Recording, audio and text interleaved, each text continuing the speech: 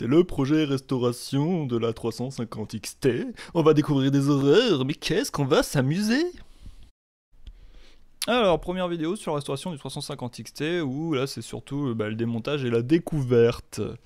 Donc d'abord, le collecteur d'échappement, parce que je suis rentré avec la moto, ça pétaradait comme du échappement libre. Donc déjà, première surprise, oh des vis différentes. Et en regardant de plus près, oh des trous dans la culasse taraudée, pas vraiment d'origine. Elle a vraiment été massacrée là, ça c'est encore à faire réparer. Et les collecteurs qui ont été ressoudés, réparés dans un état catastrophique quoi. Comme vous pouvez voir là.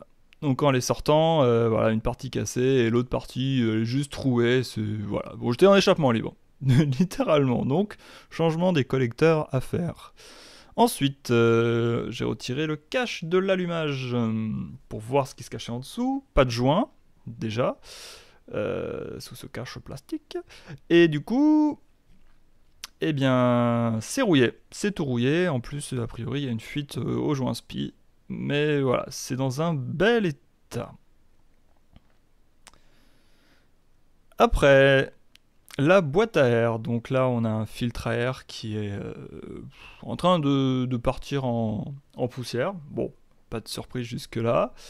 Et surtout la boîte à air qui a le pare-flamme esquinté et qui est bien dégueulasse, ce qui est signe qu'il y a de la merde qui est passée de l'autre côté du filtre. Et un morceau qui est cassé le long d'une des pipes d'admission. Donc voilà, là il y avait terre et tout ce que tu veux qui rentre dans l'admission, ça m'annonce pas du bon. Le pignon de sortie de boîte qui vit un peu sa vie, voilà, qui bouge un peu. Ouais, bon, ce genre de découverte. Au début, je me suis dit, c'est peut-être normal, hein, les jeux, mais en fait, non, pas vraiment. Parce que voilà, normalement, il est tenu avec cette petite plaquette qui vient se mettre sur l'axe cannelé, hop, et qui se met dans une rainure en tournant un peu et qui permet de fixer le pignon. Mais une fois que c'est mis en place, ce n'est plus censé avoir de jeu. Parce que la plaquette est pile poil à la taille. Mais là, la plaquette était beaucoup trop usée. Donc il y avait du jeu. Et donc, qu'a fait Bobby? Il a mis plein de rondelles derrière pour essayer de coincer, mais la plaquette a continué à se bouffer. Et moi, j'étais pas loin à ce qu'elle se rompe et que je perde mon pignon. C'est génial.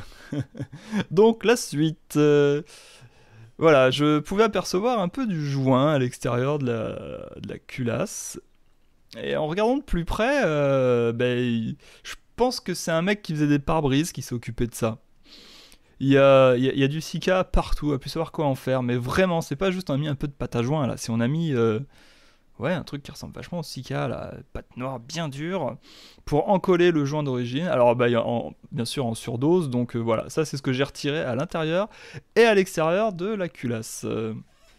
Il y en avait qui étaient planqués dans les paliers des arbres à câbles. Non, mais c'était un délire. Je ne comprends pas. Ensuite, la vidange. Donc la vidange qui avait été censée être faite avant la vente, d'après le vendeur. Bon, c'est un peu noir, mais admettons. Et surtout, il a fallu que j'accède à la crépine pour nettoyer, normal, enlever, voir s'il y a des morceaux au fond du moteur. Hein. C'est toujours intéressant comme histoire, en plus de l'huile noire. Et le truc était bloqué, donc j'ai dû aller au chalumeau et au burin pour réussir à le décoincer, à le choper et à le retirer, parce que vous allez voir, normalement le bouchon a cette tête, voilà. Et il avait cette tête au final. Il a été retaillé, plus petit, donc il n'y avait même plus le joint qui est censé être faire le tour en dessous pour l'étanchéité. Et derrière se cachait la crépine qui, pareil, tire un peu la tête. Vous voyez qu'elle a une forme bizarre, un peu enfoncée. Donc la crépine est censée se situer au fond du bas moteur, sur la prise de la pompe à huile, qui vient choper l'huile au fond du carter pour la renvoyer partout. Et ça assure que les gros morceaux de métal ou autre n'aillent pas dedans. Et ensuite, le filtre à huile fait le reste du travail. Et il se trouve qu'elle est censée complètement englober ce tube et pousser dessus par un ressort. Et elle a été montée à l'envers, pour ça qu'elle est totalement déformée. Voilà, arrivé là, j'étais quand même genre, non mais il y a rien qui va, il y a le peu que j'ai ouvert, il y a vraiment rien qui va, des trucs de base. Donc la suite, voilà, là j'ai démonté le carburateur, qui, bon, est dégueulasse comme possible, mais des traces d'usure, mais bon, lui ça a l'air de faire le taf. Mais j'avais une panne. Donc il est avec 2 corps, ça j'expliquerai plus loin. Mais voilà, il y a 2 pipes d'admission, et j'ai un problème sur la plus haute partie, j'arrive pas à monter en régime. Et en regardant de plus près, en démontant, tadam, surprise. Donc ça, c'est la pipe qui se trouve sur le 2e corps du carbu, à dépression, pour faire comment ça, faire tourner le moteur dans les tours. Alors, bon, bah voilà, ça commence à faire beaucoup de prises d'air sur le moteur, ça devient très très inquiétant, hein. Alors ensuite, nous avons les pipes, avec petite surprise, qui sont a priori bridées. Voilà, ça c'est celle du premier corps et l'autre c'était du 2e corps, là où il y a le plus de puissance normalement qui est apportée. Surprise. Donc j'ai été voir pour comment ça se fait, et partout, celle en vente, bah il y a pas assez de traces de bridage. Je l'ai trouvé nulle part.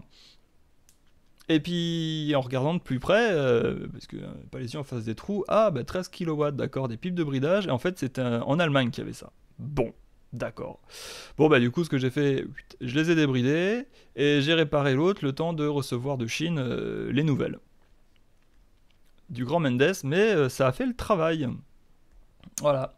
Et pour finir, donc du coup je me suis attaqué à démonter le haut moteur, pour découvrir bah, l'état du piston, qui n'est pas très étonnant après tout ce qu'il a dû manger comme terre et merde, vu l'état tout le long de l'admission d'air, quoi, hein. Deux ou 3 passages minimum de merde. Donc je contrôle aussi comme ça vite fait le jeu au pied de bielle, parce que ça m'inquiétait, ça faisait clac clac clac, mais non, ici tout va bien. Au moins une chose qui va bien, incroyable. Ça je démontrerai peut-être un autre jour. Voilà. Et en vérifiant bien sûr le cylindre, bon bah le cylindre il est marqué, quoi. Donc tout ça ce sera envoyé réalisage rodage. Qu'est-ce que je raconte moi? Oui, réalisage pour remettre ça bien avec nouveau piston, mais ça ce sera dans une prochaine vidéo. Voilà, donc une moto où j'aurais dû négocier le tarif beaucoup plus bas, parce que quand même beaucoup de mauvaises surprises, vraiment très mauvaises, assez incroyables, il n'y avait rien qui allait, je comprends même pas qu'on puisse faire des erreurs, des entretiens aussi dégueulasses, mais bon, voilà. Donc je vous dis tchuss.